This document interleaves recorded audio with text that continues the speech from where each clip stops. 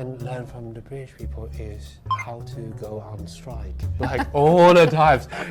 When you are unhappy with your pay, get your colleagues, get your friends, hit the streets, stop the city, right?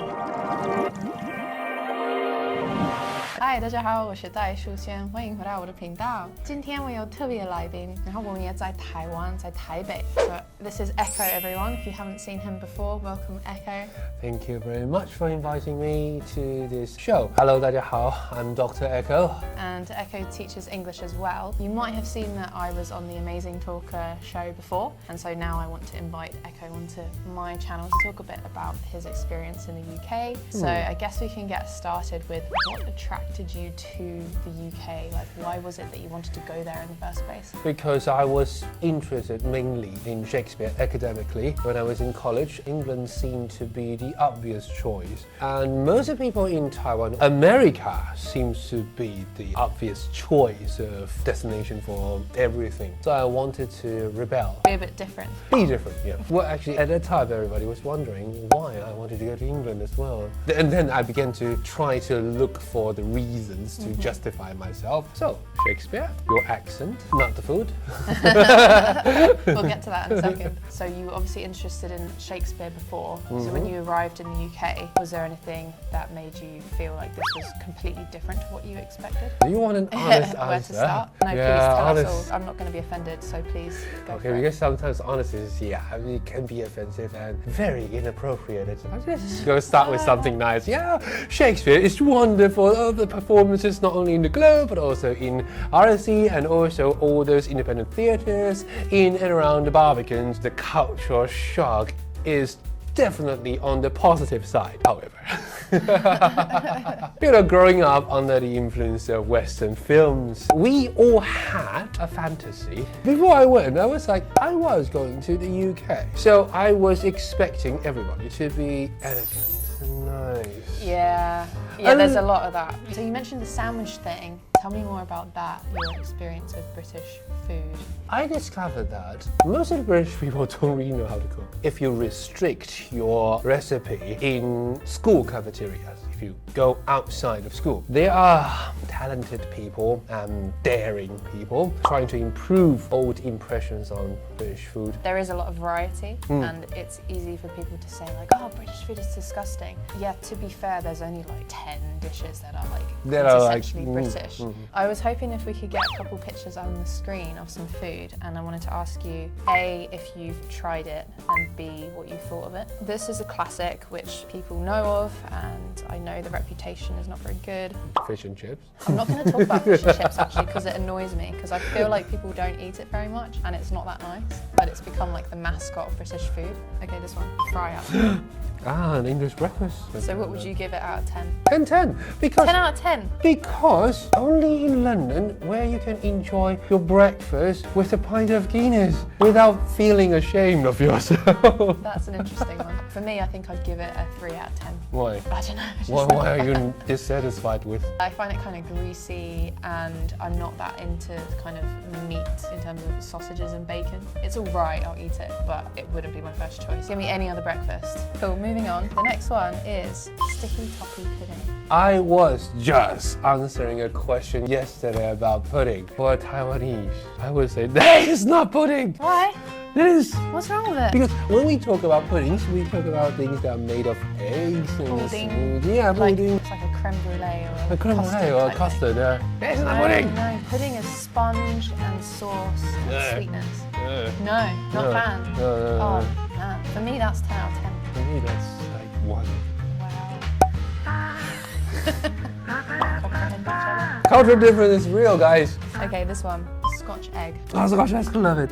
For me, I think 8 out of 10. 8 out of 10, yeah, I agree. Well, actually, I think that British people know what to do with their eggs. I like that. Pun not intended, sorry, accidental. This one is very famous, I think, in Taiwan. Afternoon tea? I would say I have this once a year because it's like a special kind of traditional. For me, this would be probably a 6 out of 10 actually. Oh yeah, for me it's like 7. So next we've got this one, which is a lot of British people's favourite I've snack. I've seen it. This is a sausage roll. It's a good one when you just need a bit of something to keep you going, like a light snack, just grab and go kind of thing. And then nice hot. For me, I'm going to give it a 8 out of 10. For me, it's 6 because as a Taiwanese, my getaway food would be sushi or fantuan. This is actually one of my favourite things in the entire world. This is summer pudding. That's beef on the outside. That is not beef on the outside. It's actually the easiest thing in the world to make. All you do is you get white bread, put it in the bowl, and then put frozen berries, soak it,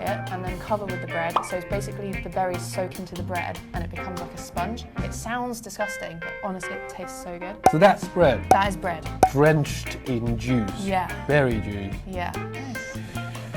I'm very concerned by this. 5. So basically, you haven't tried it. I haven't, but if I have, maybe 5. Okay, one more, because it's also my You favourite. love food. Bread and butter pudding, and it's also so easy to make. It pretty much is bread and butter. I don't know this.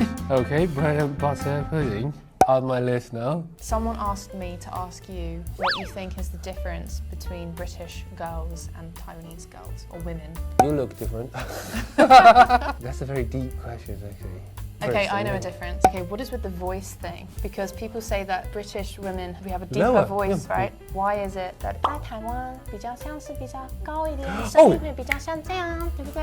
If you had asked me this question several years ago, I wouldn't have been able to answer you, but now I know. The reason has to do with how we pronounce the language. Your language uses a lot of places in your throat, even in the larynx or up to the nasal cavity. So you are using or conjuring everything from the tip of the tongue to the root of your tongue. So you were going to say something about the differences in like maybe culture or personality or whatever. The Taiwanese women, they are more forgiving. Give you the benefit of the doubt. When we make mistakes, they will be very forgiving. You guys are not forgiving. Yeah, I have to say I don't really feel like, maybe I don't have as deep an understanding as I could, but I feel like on the surface doesn't seem to be much difference between, like, it feels like quite 男女平等 in Taiwan. Actually, one of the things I'm very proud of being a Taiwanese is the equality. It's not perfect. Perfection can never be reached, I think. There will always be an ups and downs. Do you have plans to go back to England, like to live Only for for long traveling, term, or? not for long-term living. Why not? Few reasons. First, I'm married here. And second, work-wise, because it's kind of difficult to sustain very high quality of life over there. And also because my expertise is in something that everybody can do over there, speaking the language. And then the third thing is the life, actually. I was born here and I'm very used to the way of life here in Taiwan. I'm used to having 7-Elevens, family marts all over the corners, and I'm used to ordering fantuan, 铁板面蛋饼. After I say this, a lot of people are going to hate me for it, but one thing that the Taiwanese can learn from the British people is how to go on strike. Like all the times. You guys, when you are unhappy with your pay, get your colleagues, get your friends, hit the streets. Stop the city, eh? I don't know if it's very effective though. I mean, there's obviously been a lot of protests in the news recently, and I think very few have actually had a good outcome. Because we didn't cripple the system enough. And you guys are very good at doing this. The entire tube system in London, that kind of stuff. That gets annoying though. It is very annoying, but not for the tube workers. They got raised. What about something else that the UK can learn from Taiwan? Taking off shoes when you go into your home. What is the big deal about that? You know, that floor inside your home is sacred. Is it? It is. Does it come from some like religious thing? No, it's just personal hygiene stuff. But like your bare feet aren't dirty because they were just in your shoes. What do you mean because you walked with your shoes on the same ground? The inside of the shoes, the soles are clean because you only touch it with your feet or your socks. The soles of your shoes, though, on the other side, it touches the ground, so it's very dirty. So there's a clear distinction between what is ground that has had outdoor shoes on, what is ground when you put your indoor feet. Because it's cleaner, it's more healthier, so we have longer lives. Life expectancy, you can check. Really? Asian. I'll check. Okay, life expectancy in Taiwan is 81 years. I'm gonna choose. Ooh, 80.9, slightly lower. Fair enough. Take off your shoes. I agree. You'll live That's like 10. 2 months longer. It's that damn floor bacteria. I have an idea. Traffic. Have you heard the news? Like CNN just pronounced us as like the living hell for pedestrian is in Taiwan. It is actually, like, people have said this a lot to me, but now I've arrived, I really understand. In Taipei especially, it's just mental. And do you know what's crazier than being a pedestrian? It's fine, you can cross the road if you're like ballsy enough. Getting on the bus is a very scary experience. In Taiwan? Just shut the door when you're trying to get on.